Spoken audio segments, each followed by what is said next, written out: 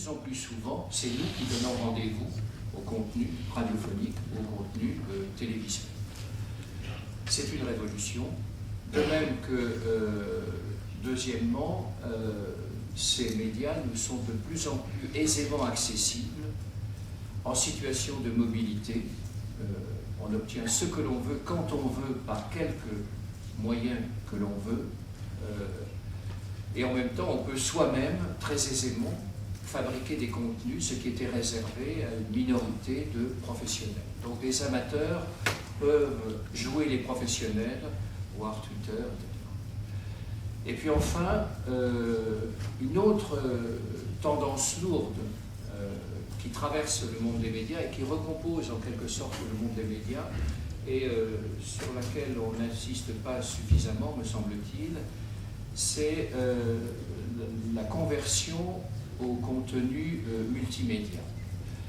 C'est-à-dire la possibilité que l'on a désormais de voir sur un seul écran aussi bien du texte que de l'image animée, bien sûr, ou une bande son. Or, ce langage multimédia, dont on n'a pas encore véritablement trouvé la bonne grammaire, c'est pas seulement la juxtaposition de langages différents qui ont vécu chacun étranger aux autres, c'est pas seulement la juxtaposition de textes, d'images et de sons, c'est la possibilité pour chacun d'être utilisé à bon escient. Quand vous avez quelque chose à transmettre, vous vous interrogez d'abord pour savoir si vous allez le transmettre par du texte, par des images animées ou par une bande son. Ce qui veut dire que vous utilisez des langages, ces différents langages, à bon escient pour ce qu'ils savent faire de mieux. Et ce que permet le numérique aujourd'hui, c'est à chacun de ces langages de se surpasser. Dans la mesure où concrètement, lorsque nous avions un texte il y a encore quelques années, avant l'avènement précisément du numérique, on était obligé de le lire de façon linéaire. On avait quelques difficultés évidemment à surfer dans un texte, il fallait tourner les pages. Aujourd'hui, grâce à l'hypertexte ou grâce à l'hyperlien, vous pouvez naviguer entre ces différents langages. Vous pouvez par conséquent permettre à chacun de ces langages de se surpasser lui-même, qu'il s'agisse du texte, qu'il s'agisse de bande son, qu'il s'agisse des images. Alors qu'est-ce que ça signifie ça pour les sociétés dans lesquelles nous sommes, pour les relations entre les nations, pour les relations entre les peuples, pour les relations entre les pays et pour chacun d'entre nous? J'en viens par conséquent au sujet du village global que votre directeur m'a imposé d'aborder. Inutile de vous dire que je me contenterai de quelques remarques les plus modestes possibles et que j'attends vos questions. C'est vrai qu'il y a un concours de circonstances sur lequel aujourd'hui il faut quand même réfléchir. Ce concours de circonstances, c'est-à-dire la rencontre fortuite, imprévisible, imprévu d'événements considérables. Le premier, c'est évidemment l'avènement de la mondialisation économique à la faveur de la chute du mur de Berlin, donc novembre 1989. Le retour, par conséquent, à l'avant 1917. Avant 1917, on l'oublie, la mondialisation économique avait déjà quelques avancées. Et après 1989, cette mondialisation économique a repris son cours, mais évidemment, selon un autre rythme et avec une toute autre dimension. Et puis simultanément, il y a eu cette révolution d'Internet ou cette révolution du numérique, la multiplication par conséquent des réseaux de plus en plus performants, et les deux phénomènes se sont prêtés, si j'ose dire, à mutuel appui. La mondialisation économique s'est servie d'Internet, et en même temps, Internet a favorisé la mondialisation économique, et les réseaux se sont multipliés à la faveur de cette mondialisation progressive. Si les réseaux ont pu se multiplier de cette façon, c'est parce que la mondialisation économique en avait besoin. Et donc les deux phénomènes simultanés, coïncidence, concours de circonstances, se sont prêtés à un mutuel appui. Alors l'idée que je voudrais développer devant vous ce matin, c'est celle selon laquelle, au fond, ce à quoi on assiste, c'est à une concurrence de plus en plus vive entre les cultures. Car au fond, il n'y a pas une culture, il y a plusieurs cultures qui traversent chaque société, qui traversent chaque pays, qui traversent chaque peuple, et au confluent desquels, au fond, nous sommes nous-mêmes obligés de composer. Alors, quelles sont ces cultures qui aujourd'hui traversent toutes les sociétés,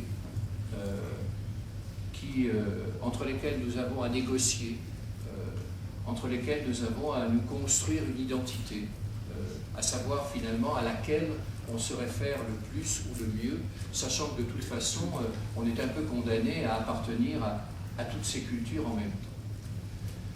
Alors il y en a une qui a été grandement favorisée par la mondialisation économique et par la révolution numérique. C'est la culture qui est née au XVIIIe et au XIXe siècle, grâce au progrès des sciences et aux techniques, qui ne sont que les applications de ces sciences. C'est cette culture que l'on appelle la civilisation industrielle.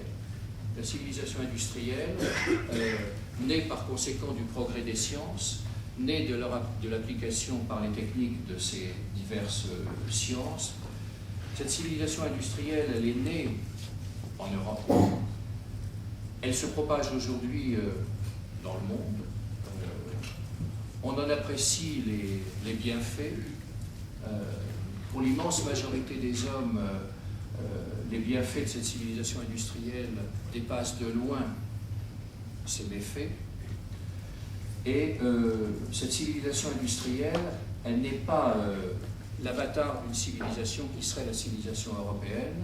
C'est véritablement une étape, on peut le dire, une étape nouvelle dans l'aventure humaine. Une étape nouvelle dans l'aventure humaine, et elle a, cette civilisation industrielle, ses représentants, ce sont des savants, ce sont des chercheurs, ce sont des grands gestionnaires qui se sentent à l'aise un peu partout dans le monde. Leur lieu de prédilection, ce sont les grandes universités, ce sont les organisations internationales, ce sont les centres internationaux de recherche. Et c'est dans le creuset de ces groupes, dans le creuset de ces organisations, que cette élite, passablement cosmopolite, rêve de nous imposer leurs œuvres. Alors il est clair que la mondialisation économique favorise cette civilisation industrielle et que tous en apprécient aujourd'hui les bienfaits. Il y a une autre culture qui, elle, est véritablement donnée gagnante, qui profite beaucoup de la mondialisation économique, c'est celle qui précisément a pour vecteur les grands médias. Pas seulement le cinéma, mais aussi la télévision, la radio et subsidiairement la presse. Cette culture médiatique, elle est aujourd'hui elle favorise l'essor du tourisme, elle favorise l'essor des loisirs, de la publicité, du divertissement, de ce qu'on appelle aujourd'hui, de ce que les anglo-saxons appellent l'entertainment. C'est-à-dire cette culture qui est planétaire, elle aussi, qui touche par conséquent inégalement, mais qui touche toutes les sociétés. Cette culture, c'est un marché, dans la mesure où son ambition est de conquérir la consommation maximale, c'est-à-dire d'atteindre les publics les plus nombreux possibles. C'est une culture qui emprunte à l'industrie ses règles de fonctionnement. Donc, elle est un marché, c'est-à-dire qu'elle obéit aux lois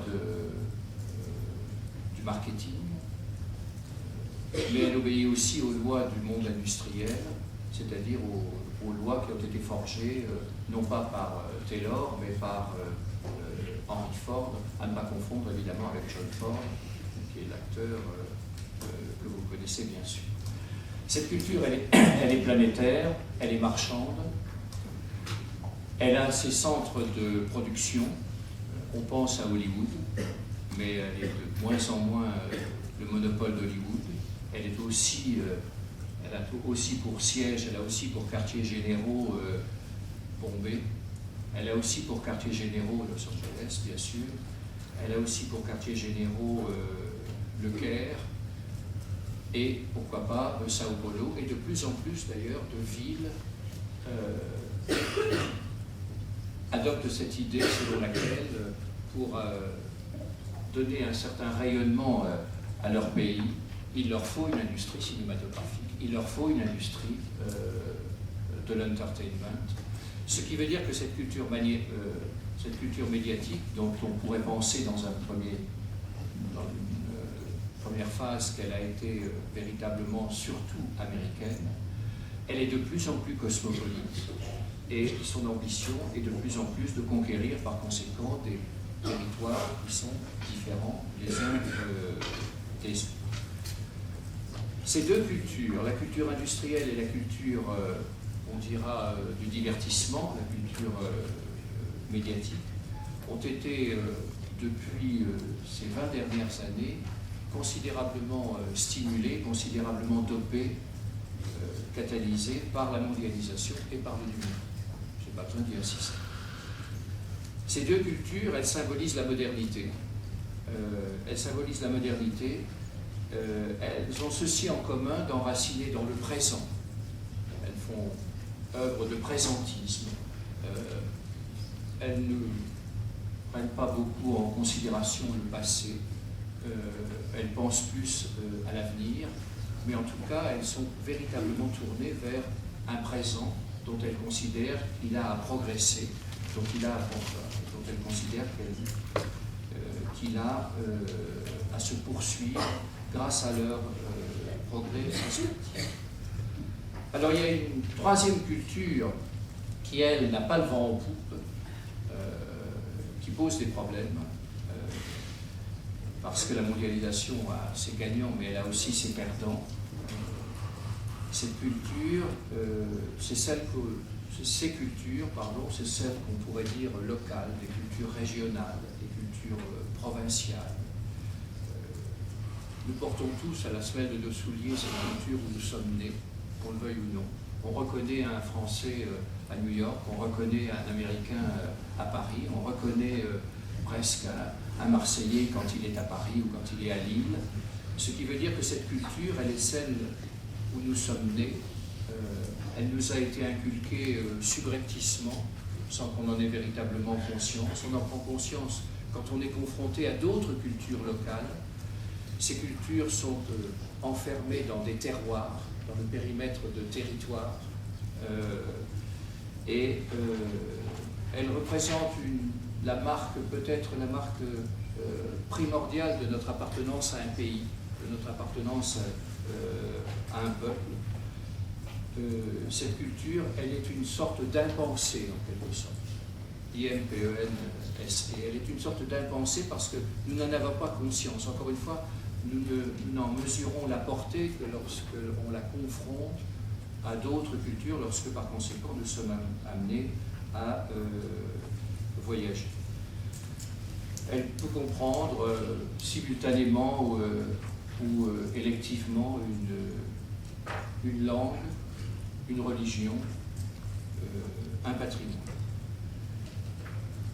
Alors ces cultures locales, ces cultures régionales, ces cultures provinciales, ce sont un peu des ethnocultures en quelque sorte. C'est ce à quoi sont attentifs les ethnologues.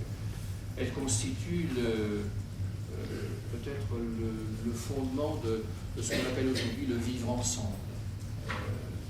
Elle nous donne des recettes, à l'instar d'une religion. C'est quelque chose qui relie et qu'en même temps on vénère, religere et religare.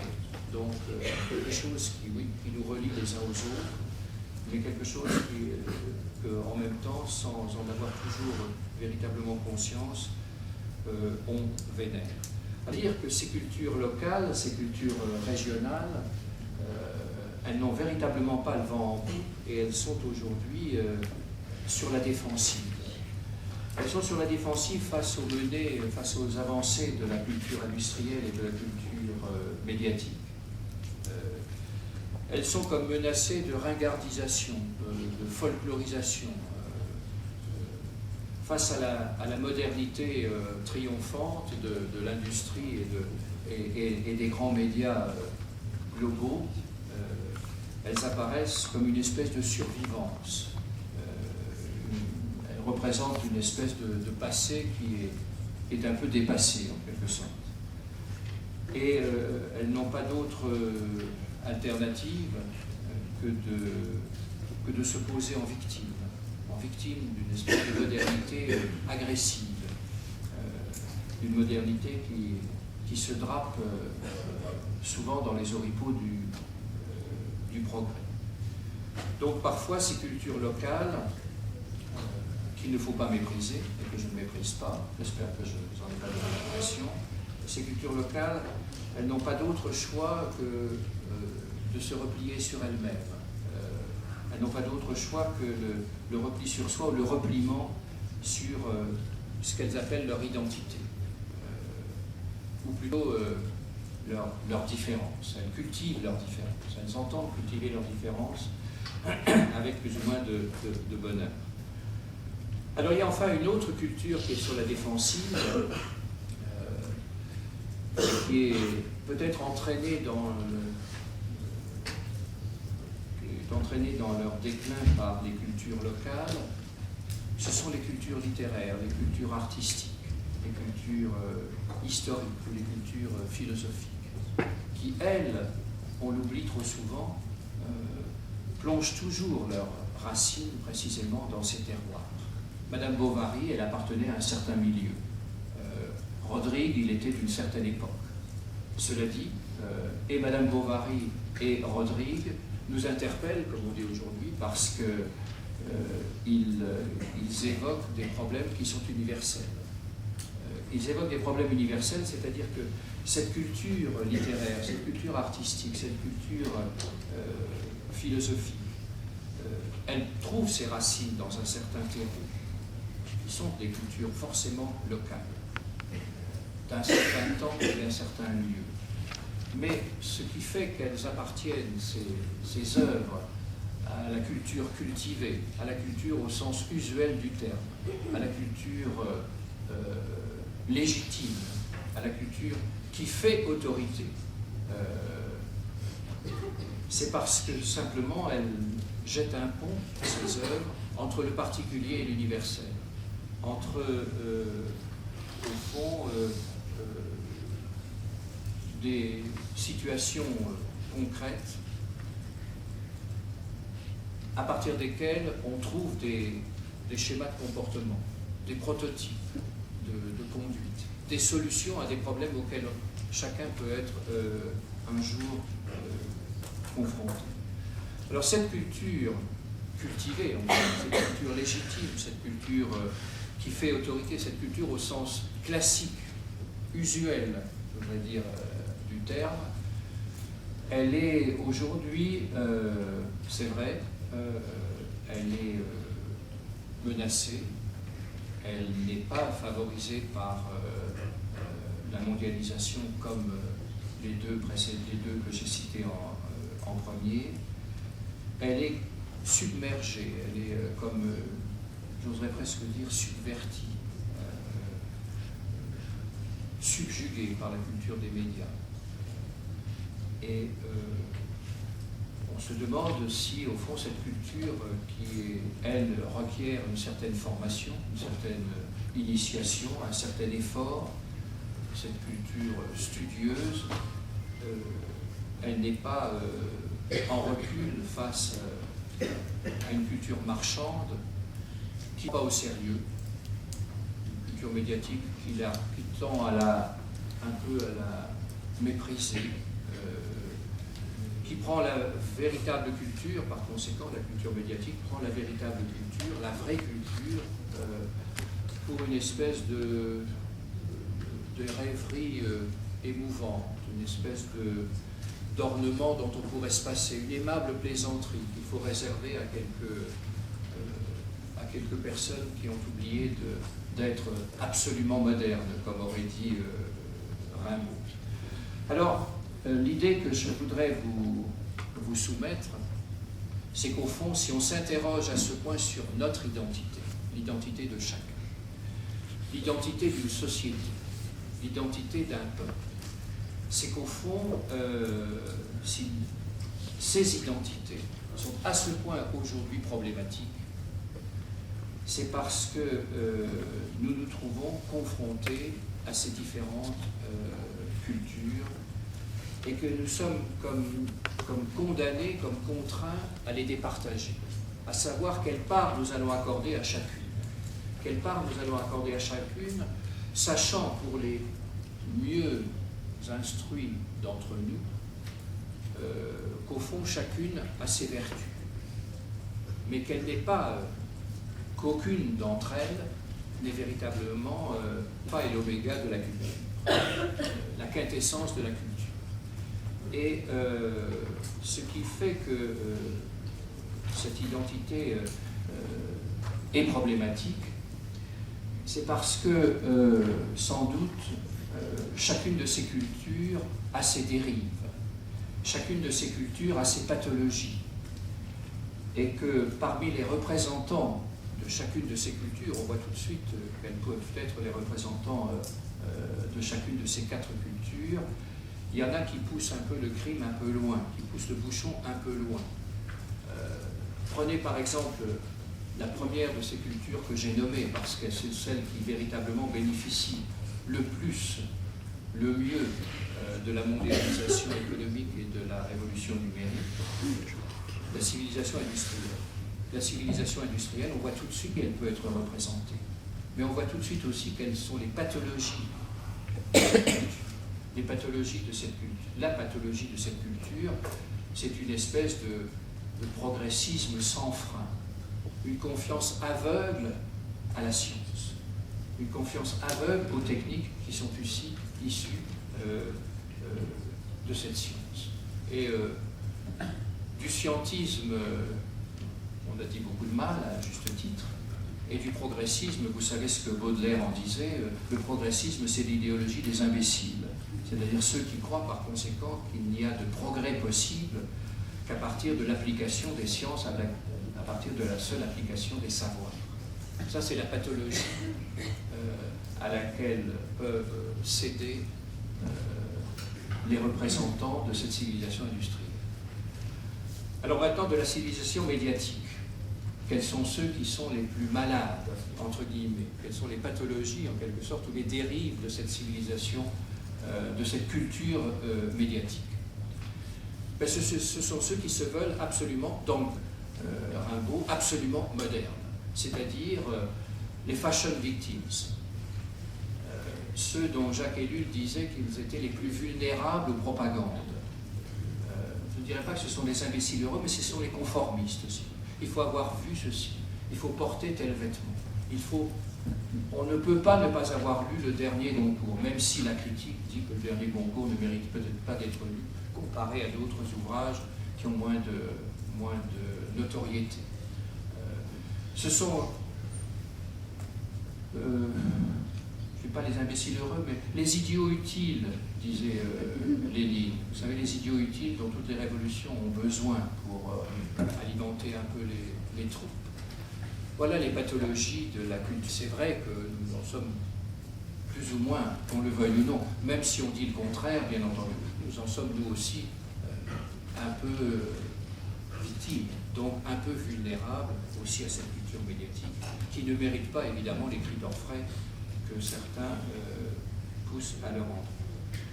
Alors, quant aux pathologies ou aux dérives de ceux qui exaltent la culture du lieu où ils sont nés, ceux qui, par conséquent, considèrent qu'il n'y a d'autres cultures possibles que celle du terroir à l'intérieur desquels ils inscrivent leur vie. Ceux qui considèrent que véritablement leur identité est menacée par la civilisation industrielle, par la culture médiatique. Ceux-là, évidemment, ce sont des régionalistes exacerbés. J'ai rien contre les régionalistes, mais enfin quand même il y a un régionalisme exacerbé contre lequel on ne peut pas ne pas lutter, au nom des trois autres cultures, précisément. Ils considèrent que véritablement, ils s'inventent une identité plus ou moins imaginaire, et ils considèrent que cette identité, elle est à jamais perdue, et qu'il faut à tout prix la défendre, et par conséquent, de même qu'il y a des progressistes qui considèrent que le progrès est l'alpha et l'oméga de l'avenir, ceux-là cultivent une espèce d'identitarisme. Ils se replient et se cramponnent à ce qu'ils croient être une culture, et ils développent par conséquent, ils cultivent une différence qui n'en est peut-être pas une. Alors, quelles sont les pathologies de ceux qui représentent la sagesse, ceux qui ont fait métier, qui ont pour vocation d'être historiens, philosophes, artistes ou écrivains. Écrivains, je n'ai pas dit écrivants, hein. Tous les écrivains ne sont pas des écrivains, mais tous les écrivains évidemment écrivent. Ceux-là, dans le monde d'aujourd'hui, il me semble que quand même ils rasent un peu les murs. Ils rasent un peu les murs par rapport en tout cas à ceux qui tiennent le haut du pavé, c'est-à-dire les vedettes du showbiz, ceux qui peuvent se payer le luxe par conséquent d'avoir une notoriété extraordinaire qui leur permet d'adresser une lettre directement au Premier ministre. Je pense évidemment à personne ici. C'est vrai que les intellectuels, les artistes, les philosophes, etc., rasent un peu les murs, qu'ils sont un peu tentés par un certain désarroi. C'est la tentation de Venise, comme dirait l'autre. Ils sont tentés par l'exil intérieur. Alors soit ils sombrent dans une espèce de suffisance hautaine, considérant avec mépris évidemment tous ceux qui se jettent dans les médias comme d'autres, comme M. Le Trouadec se jeter dans la débauche. Ou bien alors ils sont un peu désespérés et ils s'exilent. Alors, ce que l'on peut constater, me semble-t-il, c'est qu'il y a incontestablement entre ces cultures des fossés qui se creusent.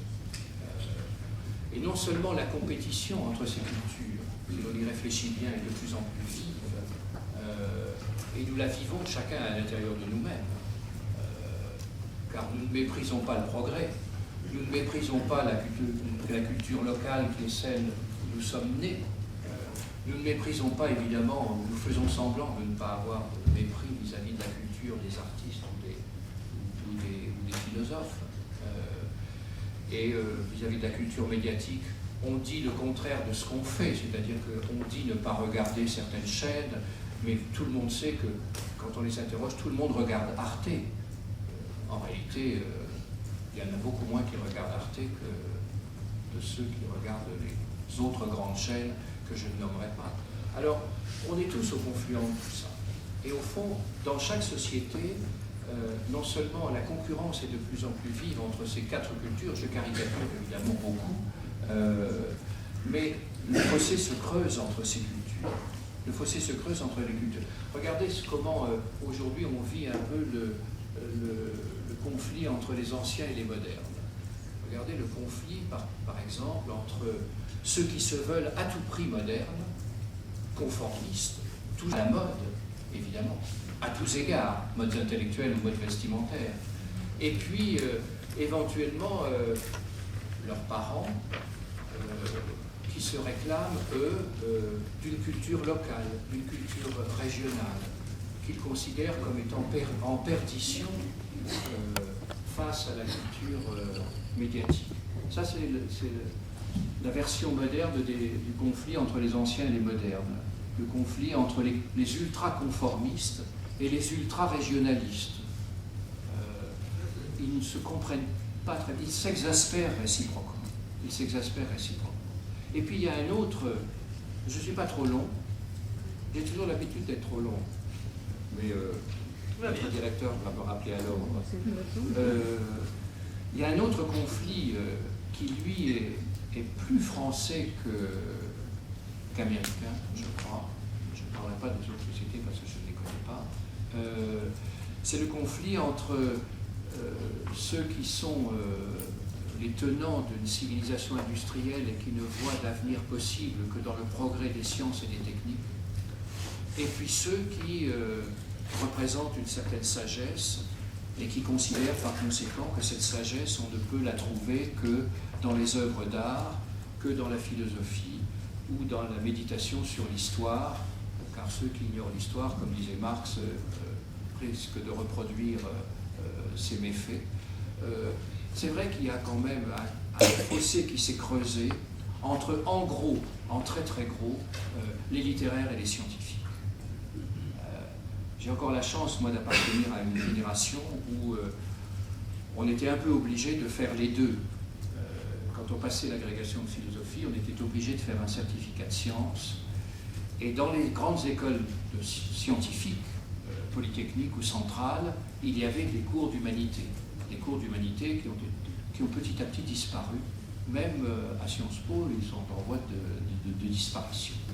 Ce qui veut dire qu'au fond, on a des gens très cultivés qui ignorent tout des sciences et des techniques et qui ont même un certain mépris vis-à-vis de tout ça. Ils disent, moi je ne veux pas toucher un ordinateur, le livre, vous comprenez, il doit toujours être imprimé, parce que l'odeur du livre quand même, l'odeur de l'imprimé, le fait de glisser les pages comme ça, c'est quelque chose qui est en voie de perdition, quel drame.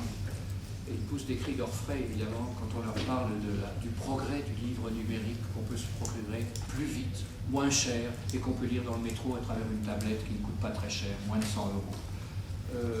Alors, ça, ce sont les gens cultivés qui, au fond, ignorent tout du monde dans lequel nous sommes, et dans lequel, fatalité providentielle, je n'en sais rien, mais fatalité en tout cas, dans lequel nous entrons.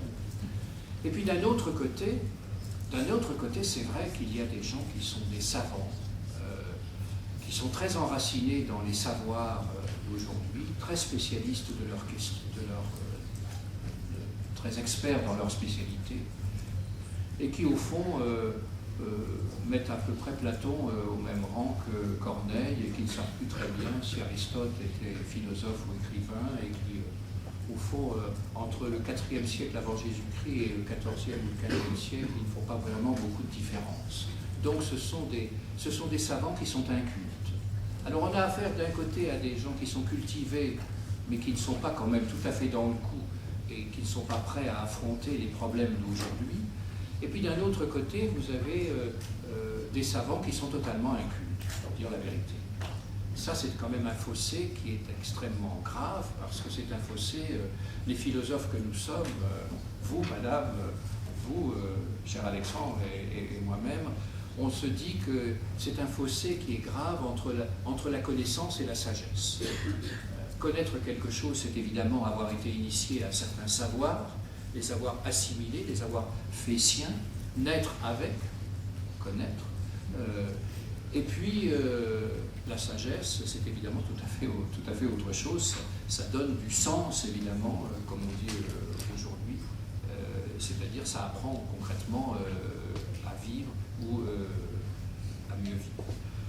Alors, bon, ça va, je vais laisser du temps à vos questions. Que faire aujourd'hui pour éviter qu'il y ait une exaspération trop grande entre les anciens et les modernes, entre les ultra-conformistes et les hyper-régionalistes? Que faire pour que un jour se comprennent un peu mieux les savants incultes et les gens cultivés qui ignorent tout du monde d'aujourd'hui, qui ne veulent pas même en connaître quoi que ce soit? La réponse va un tout petit peu de soi, et elle est un peu celle d'une culture que l'on voudrait un peu plus démocratique. C'est qu'il faut empêcher les cultures. cultures, ces cultures qui aujourd'hui sont toutes les sociétés, de se laisser emporter par leurs propres excès, c'est-à-dire d'établir une espèce d'équilibre entre ces cultures en dénonçant précisément leur pathologie et en essayant de les enrayer, ces maladies. C'est de jeter des ponts entre la culture connaissance et la culture sagesse, entre les humanités et à cet égard, dans la mesure où, en tout cas ici, vous imitez harmonieusement ces deux formes de culture, d'un côté la connaissance et de l'autre la sagesse. Et c'est vrai que dans certains programmes qui sont aujourd'hui en train d'être mis en œuvre, de certaines grandes écoles, on redécouvre les vertus d'une coexistence ou d'une cohabitation harmonieuse entre ces deux formes de culture, la connaissance et la sagesse, les humanités et les sciences, pour faire un peu. Alors après avoir manqué, c'est vrai, il y a une trentaine ou une quarantaine d'années, le rendez-vous entre les savoirs et les sagesses, entre les sciences et la philosophie, il faudrait quand même permettre aussi aux industries du divertissement, c'est-à-dire toutes celles qui sont nées avec les grands médias, dont le creuset a été le showbiz d'Hollywood, mais la télévision a donné au showbiz d'Hollywood une autre dimension que celle qu'il avait, bien entendu, avec les séries, avec les événements à vocation mondiale qui sont convoyés par les grandes radios ou la grande télévision globale. Il faudrait permettre à ces industries de divertissement, celle de la télévision, celle du cinéma, celle de la publicité, de ne pas couper les ponts, de ne pas couper tous les ponts avec la vraie culture, c'est-à-dire avec celle qui requiert une certaine initiation, une certaine formation. Sinon, évidemment, cette culture médiatique, elle va quand même aller à terrible. C'est-à-dire que, alors que les médias permettent le meilleur et le pire, ils ouvriront la voie au pire pour ne plus avoir de référence aucune à des œuvres qui, véritablement, peuvent leur servir de source d'inspiration. Donc, de même qu'il y a eu un rendez-vous manqué entre la connaissance et la sagesse, il ne faudrait que ne se donne pas rendez-vous aussi la culture médiatique et la culture légitime, la culture consacrée, celle par conséquent qui est faite d'œuvres qui ne sont pas dépassées, qui sont de tous les temps, même si elles appartiennent évidemment au passé, et celles qui aujourd'hui, parce qu'elles se réfèrent aussi au passé, sont porteuses d'avenir. Ce qui veut dire que ce qu'il faut favoriser aujourd'hui pour que ces quatre cultures cohabitent harmonieusement, pour empêcher chacune de verser dans des pathologies qui les tentent incontestablement, qui sont des dérives prévisibles. Ce qu'il faut favoriser, c'est la création ou l'ouverture d'interstices dans la société. Ces interstices étant des conservatoires, des musées, des univers passablement protégés, à l'intérieur desquels, par conséquent, se forge une culture dont on peut espérer qu'elle puisse irriguer un éthique dont nous sommes abreuvés et cette culture médiatique à laquelle nous sommes aujourd'hui tous surexposés et dont il ne faudrait pas évidemment se contenter afin d'éviter d'être des idiots utiles ou des hyperconformistes ou des gens vulnérables à toutes les propagandes, à toutes les publicités. Les propagandes évidemment les plus dangereuses étant celles des identitaristes qui considèrent que véritablement la mondialisation bat en brèche ce à quoi ils sont eux légitimement attachés, mais ce dont ils considèrent surtout que c'est la seule identité ou la seule culture qui mérite d'être défendue. Voilà ce que je voulais vous dire en guise de provocation, en guise de remarque, qui ne répond par conséquent pas du tout. Mais je ne réponds jamais, je suis toujours hors sujet. Alexandre le sait mieux que vous, puisqu'il me connaît mieux que vous. J'espère quand même vous avoir donné des pistes de réflexion sur les difficultés dans lesquelles nous sommes chacun de trouver notre identité entre toutes ces cultures qui nous assaillent. Voilà, maintenant j'attends vos questions.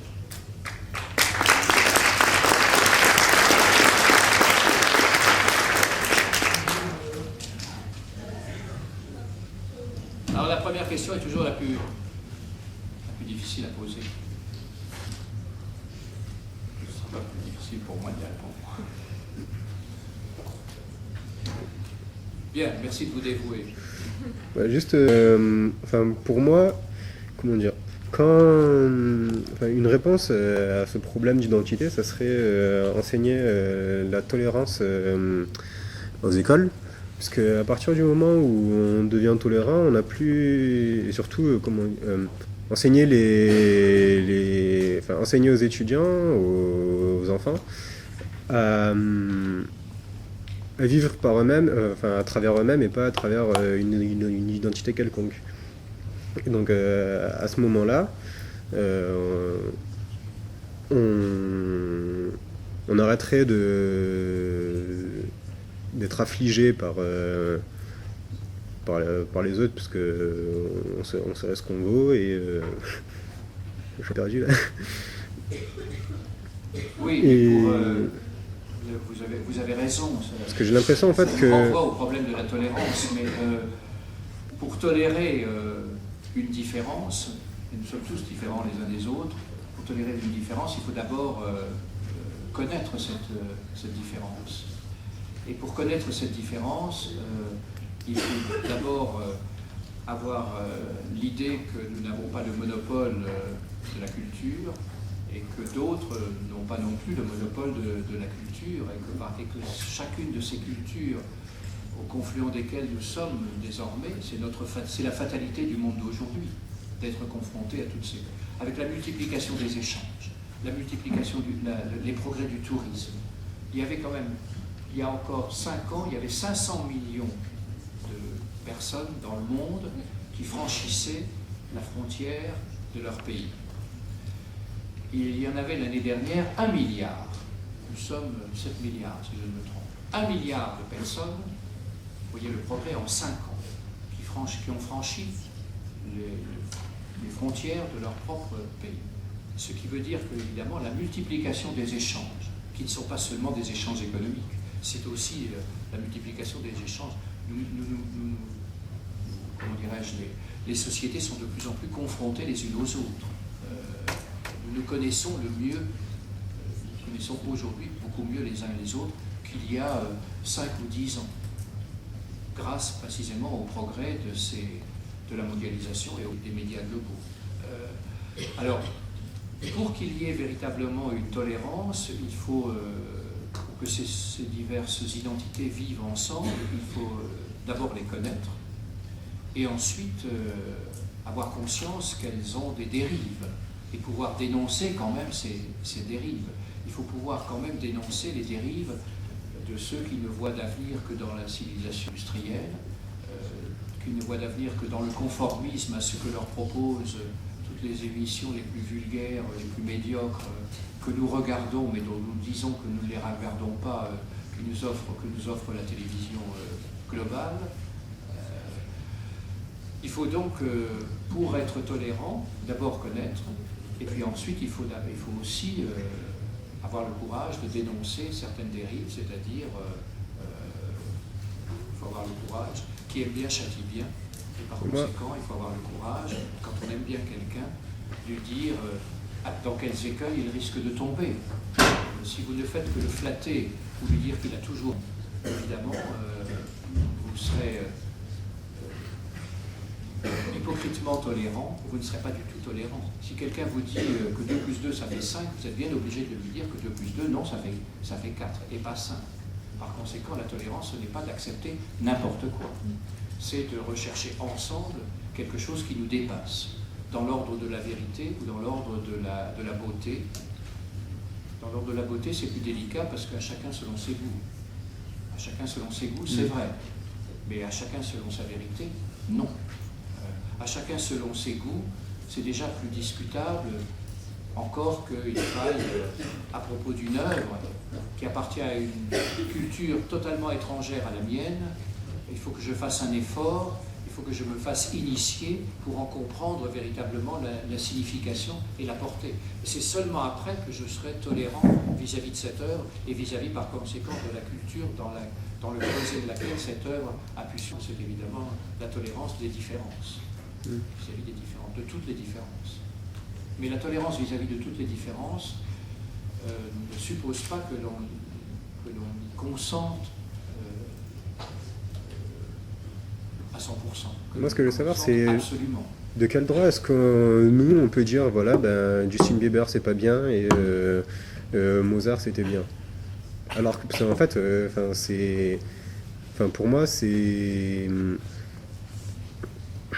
la majorité, en fait, qui domine, quoi, qui va dire qu'est-ce qui est bien et qu'est-ce qui est pas bien. Si après... Selon laquelle à chacun sa vérité, si vous sombrez dans l'idée que, par conséquent, le relativisme prévaut et qu'il n'y a pas une vérité qui surplombe ces différences, vous avez raison, mais vous renoncez à penser.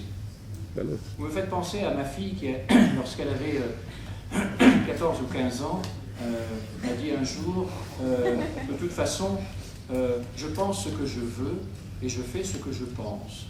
Alors je lui ai répondu, si tu penses, tu as le droit de penser ce que tu veux, mais moi j'ai le droit de te dire que ce que tu penses est faux. Car si je n'ai plus le droit de te dire que ce que tu penses est faux, si par conséquent nous cédons au relativisme qui veut que, selon Pirandello, à chacun sa vérité, nous ne pouvons plus dialoguer. Car si nous cherchons à dialoguer, si nous instaurons un dialogue, en l'occurrence entre vous et moi à l'instant, c'est parce que nous recherchons quelque chose qui nous dépasse. Nous recherchons quelque chose qui est de l'ordre d'une vérité plus grande que ce qui est de l'ordre du préjugé spontané que nous avons l'un et l'autre. Donc, le dialogue n'est plus possible dans un monde où le relativisme règne, dans un monde où le relativisme, c'est à chacun sa vérité, à chacun sa beauté. Alors, si vous dites, vous voyez un tableau, bon, vous vous dites à chacun sa vérité. Moi, qui sont totalement défigurés, qui ne représentent rien, bon.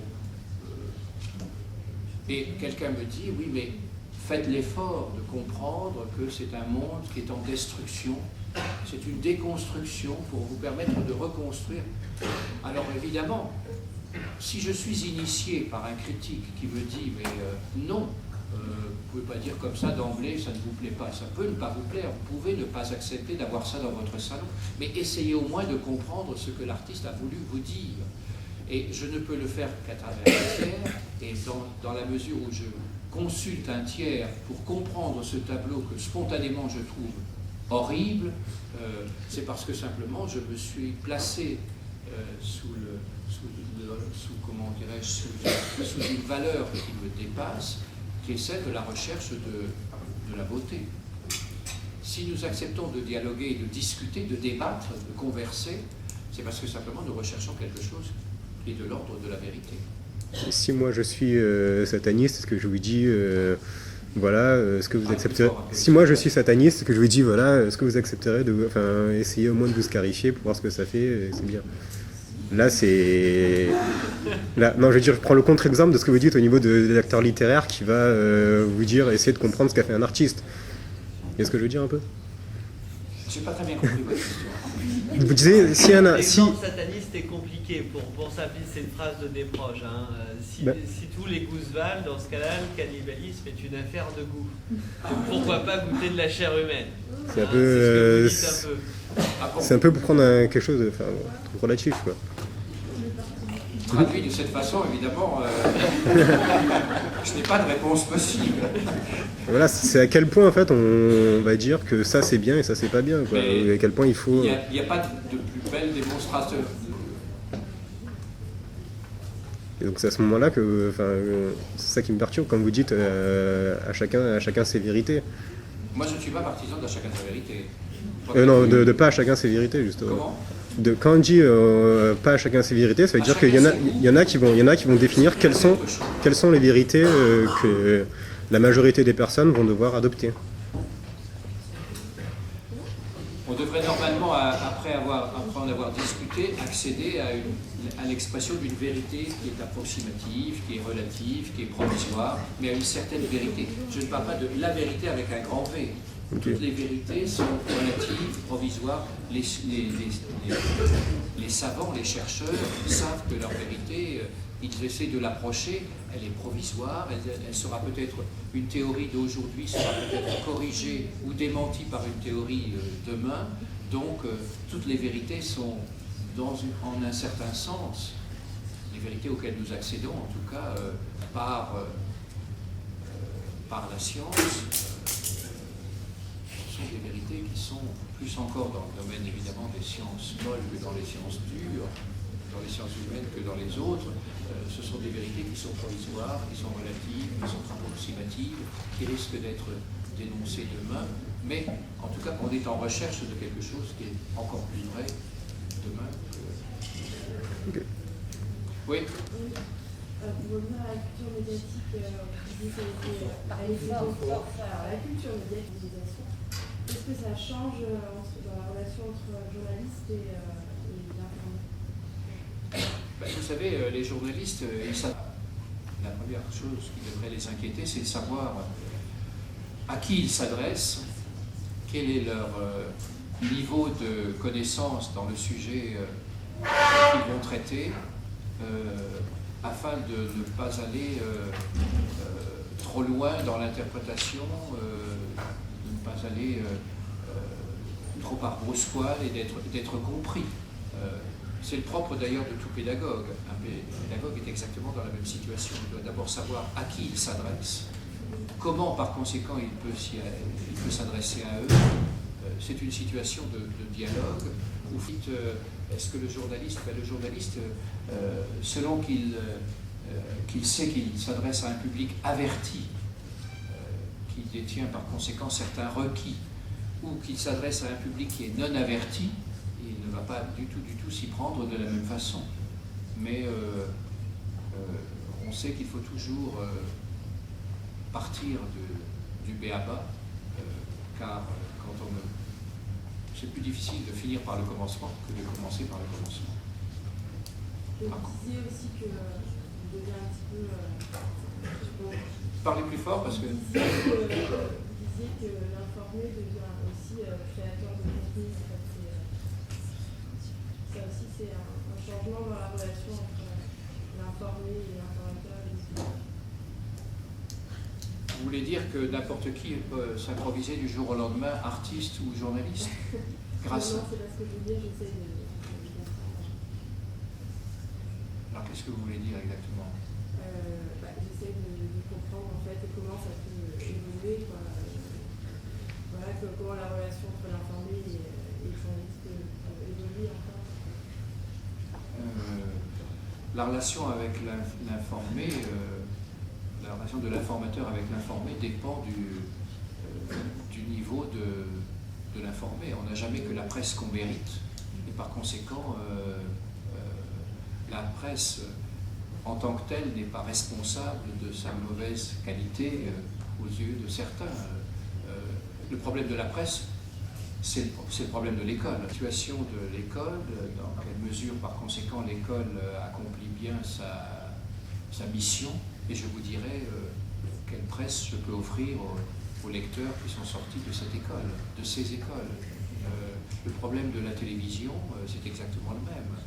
C'est le problème du public auquel cette télévision s'adresse, puisqu'on est dans le cadre d'une consommation qui est facultative, dans le cadre d'un marché. Il faut bien par conséquent d'abord capter l'attention, retenir l'attention. Si vous voulez capter l'attention, si vous voulez retenir l'attention, vous êtes bien obligé de prendre en considération les préjugés des gens, leurs ignorances, leurs indifférences, et puis vous voulez atteindre, c'est-à-dire les mieux informés d'une situation vis-à-vis desquelles ils n'ont pour l'instant que des préjugés. Vous partez de ces préjugés pour ne pas vous mettre à dos ceux auxquels vous vous adressez, Puis petit à petit, par conséquent, vous ne pouvez pas les prendre à brosse poil. Vous êtes obligé un peu de caresser dans le sens du poil. Et puis petit à petit, vous les acheminez vers précisément une autre vision des choses, une autre interprétation, celle que vous considérez, vous, après y avoir réfléchi, après avoir respecté certaines règles d'or qui sont celles de la réflexion, les acheminer vers ce que vous croyez plus vrai que les préjugés dont on était parti. Mais ça, c'est propre de n'importe quel professeur, c'est propre de n'importe quel pédagogue, c'est propre de n'importe quel journaliste. Un journaliste qui ne s'interroge pas d'abord sur ceux auxquels il s'adresse, il est sûr de rater son coup. Il est bien obligé de partir médiocre. S'il veut véritablement faire œuvre de bon journaliste, il doit prendre en considération ses attentes médiocres, y répondre, et puis petit à petit acheminer son lecteur, ou le téléspectateur, ou l'auditeur, vers ce qu'il considère être des curiosités moins médiocres, des curiosités plus nobles. Mais ça, c'est le propre, encore une fois, de n'importe quel journaliste ou de n'importe quel pédagogue. Je ne sais pas si j'ai répondu au faire à n'importe qui d'exprimer une opinion, de le faire par Twitter ou par n'importe lequel des réseaux sociaux. Dans la mesure où l'information, si on prend le mot au sens strict et étymologique du terme, c'est véritablement obéir à une espèce d'ascèse où vous partez des faits vis-à-vis desquels vous devez avoir le maximum possible de véracité, vous devez faire montre de véridicité, puis ces faits, en tant que tels, évidemment, n'ont pas de sens. Il faut aussi les rigueurs possibles. Ça, c'est du professionnalisme. Ça suppose évidemment une connaissance de ce dont on parle pour réinscrire ce fait dans un contexte. Et connaître ce contexte, c'est indispensable pour pouvoir donner un sens à ce fait qui, sans interprétation, est dépourvu précisément de sens. Et puis après l'avoir interprété, après l'avoir analysé, vous pouvez passer à un stade supérieur, à un commentaire, ou par conséquent, vous franchissez là une barrière que vous avez à signaler à votre lecteur, d'une façon ou d'une autre, parce que vous allez exprimer quelque chose de plus personnel. Et le meilleur moyen de garder la confiance de ceux auxquels vous vous adressez, après avoir fait preuve de véridicité à l'endroit des faits, après avoir fait preuve de rigueur vis-à-vis de l'interprétation et de l'analyse, c'est-à-dire d'avoir véritablement argumenté pour donner un sens à ce fait, lorsque vous voulez commenter, livrer votre propre opinion, faire une chronique, faire un éditorial, dans ce cas-là, vous devez avoir, encore une fois, pour conserver la confiance de votre lecteur ou de votre téléspectateur, vous devez lui dire, Albert Camus qui disait « Je ne peux pas vous parler sereinement des événements en Algérie parce que ma mère... » Donc, les règles d'or du journalisme ne sont pas battues en brèche, ne sont pas mises en péril par la possibilité qu'ont aujourd'hui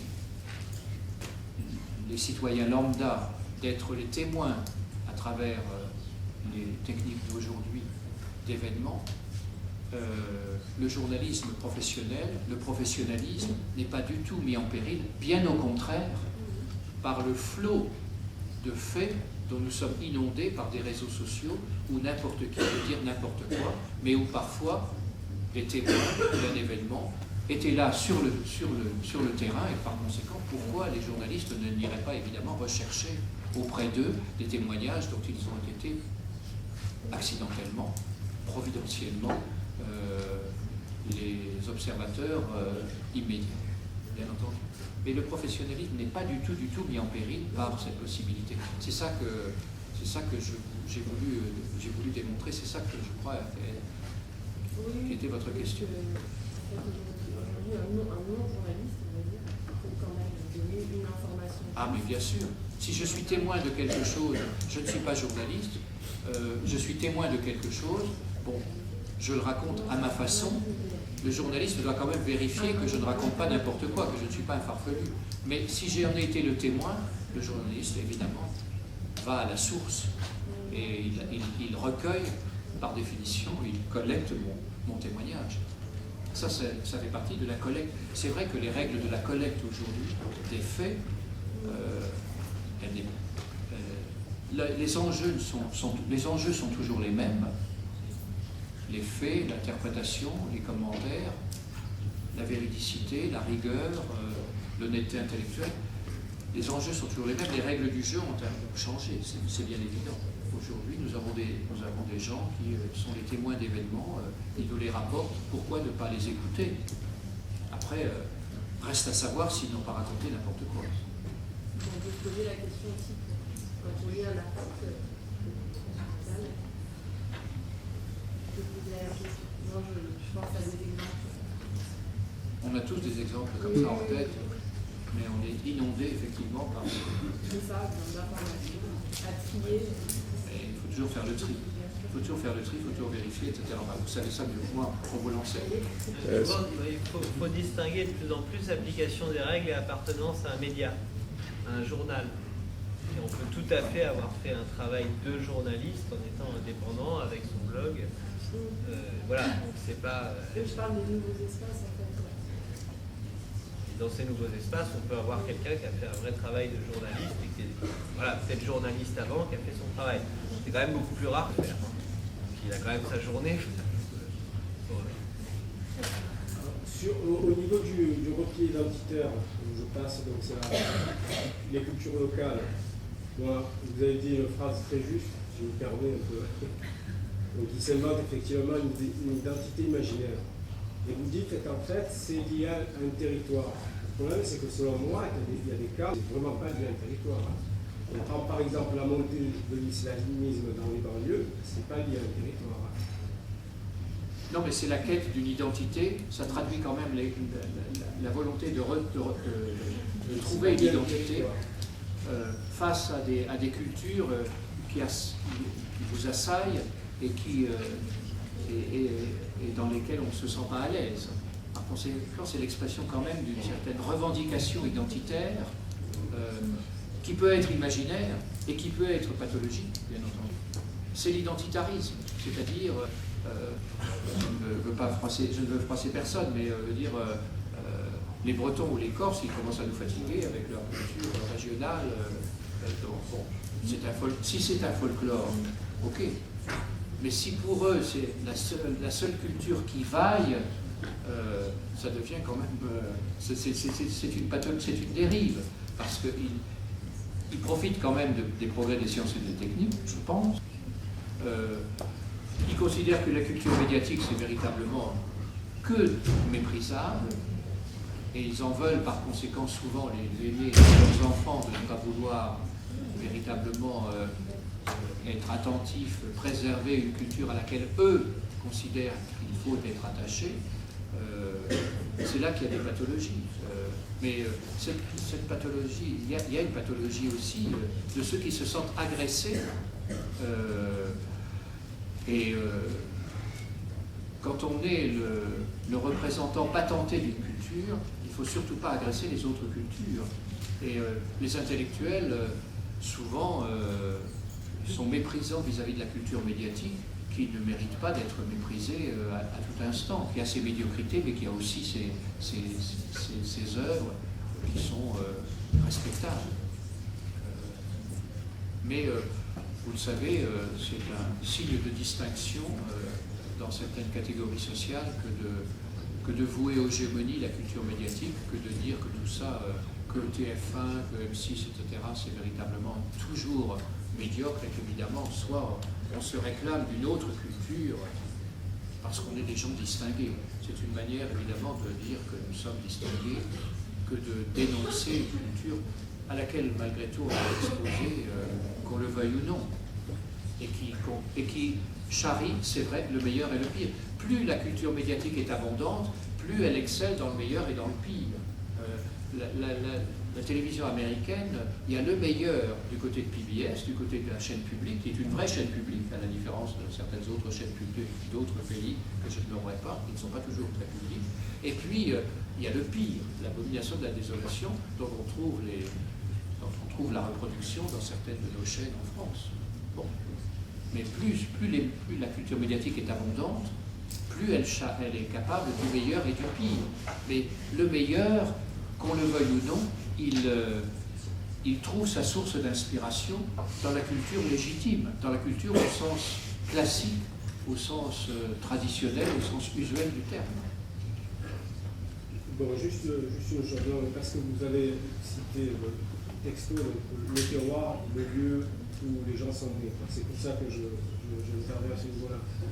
Il y a quelque chose qui me gêne, c'est, bon, je comprends effectivement dans votre exposé, vous êtes obligé de cloisonner, mais moi je considère qu'individuellement, on peut avoir plusieurs cultures, et ça ne gêne en rien. Mais nous sommes tous condamnés, c'est peut-être pas très confortable, mais nous sommes tous condamnés à avoir plusieurs cultures. Quand vous parlez des solutions de créer des ponts, c'est les créer soi-même, des ponts à l'intérieur. Je pense que l'avenir, entre guillemets, va être ça, être capable d'avoir plusieurs cultures, selon où on se trouve. Mais avoir plusieurs cultures, c'est découvrir quelles sont les limites de chacune de ces cultures et les atouts de chacune de ces cultures. Moi, je ne parlerai pas de limites, parce que souvent, ça se confond. Il n'y a plus de... Vous passez d'une culture à l'autre. Ouais. En principe, vous regardez, comme français, Desperate Housewives. Voilà, je Desperate Housewives, c'est mon exemple fétiche. Vous ne regardez pas comme un Américain, quoi qu'il arrive. Même si c'est un programme. Et si vous avez vécu des années à l'étranger, ben vous le regardez aussi avec le regard d'étranger. Parce vous avez parlé effectivement, la notion d'implicite, d'inconscient est très forte. Et dans l'éducation qu'on a eue, si on a eu des identités plurielles, d'avoir la chance d'avoir vécu à l'étranger, aussi on s'est imprégné de ça. Et cette notion de on peut être plusieurs cultures, pour moi ça peut être une alors là, de l'humanité entre guillemets. Là, je vous suis complètement. Le privilège d'avoir vécu dans des cultures différentes vous rend plus facile l'exercice de la tolérance et vous rend plus attentif à ce que vous avez en propre de votre culture, de là où vous êtes né. Ça, c'est vrai. C'est pas forcément là où vous êtes né. Mais vous savez, c'est un changement, c'est un changement anthropologique considérable que de dire qu'il y a 1 milliard de gens qui ont franchi les frontières de leur pays l'année dernière par rapport à 500 millions il y a seulement 5 ans. Ça veut dire que les gens découvrent des cultures qui ne sont pas la leur, découvrent des civilisations, des œuvres qui ne sont pas les leurs, auxquelles ils ne sont pas habitués. Et ça, c'est quand même quelque chose qui est extrêmement... ça vous apprend à vivre dans des cultures qui sont... Là, je vous suis complètement. Bien, une autre question. J'ai eu l'impression tout à l'heure en vous écoutant, peut-être que je me trompe, mais que vous avez laissé sous-entendre une sorte de déclin, déclin de la culture, ou une crise de la culture. Est-ce que vous ne pensez pas que la mondialisation ou les médias, ils ont aussi permis de démocratiser la culture? Ben, écoutez, démocratiser, c'est rendre accessible au plus grand nombre des œuvres qui méritent de leur être accessible, bien sûr. Bien sûr. Non, mais lorsque j'ai parlé de la culture médiatique, c'est vrai que j'en ai parlé de façon un peu restrictive. J'ai considéré que c'était la culture des blockbusters, c'est-à-dire la culture qui se veut véritablement à fréquentation maximale, répondant le mieux aux critères du marché, la plus industrialisée possible. Mais vous avez tout à fait raison, les médias sont des outils de démocratisation, c'est tout à fait évident. Les médias permettent de rendre accessible à un plus grand nombre des œuvres qui sont remarquables et qui n'ont été remarquées malheureusement que par des minorités jusqu'à l'avènement de la grande presse au 19e et de la télévision au 20e, parce que la télévision a quand même été un outil de démocratisation considérable dans la mesure où elle a permis de rendre accessibles des œuvres qui jusque-là n'étaient réservées qu'à une infime minorité de gens. C'est tout à fait vrai. Encore faudrait-il que la télévision puisse aussi avoir dans une proportion plus grande, mais tout dépend dépend de l'audience à qui elle s'adresse, des œuvres qui sont véritablement dignes d'intérêt. Et c'est pas toujours le cas, mais bon, je veux dire, par le travail, disait Umberto Eco.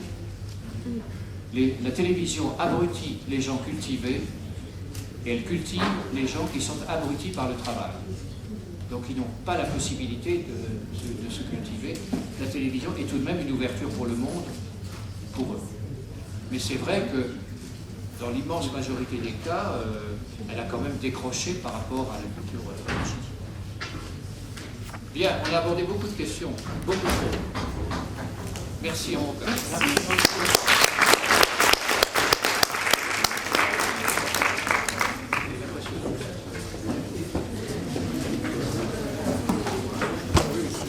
Bon, en principe, en tout cas moi, je ne devrais pas vous revoir avant la fin de l'année, donc je vous souhaite bonne fête et surtout très bonne révision.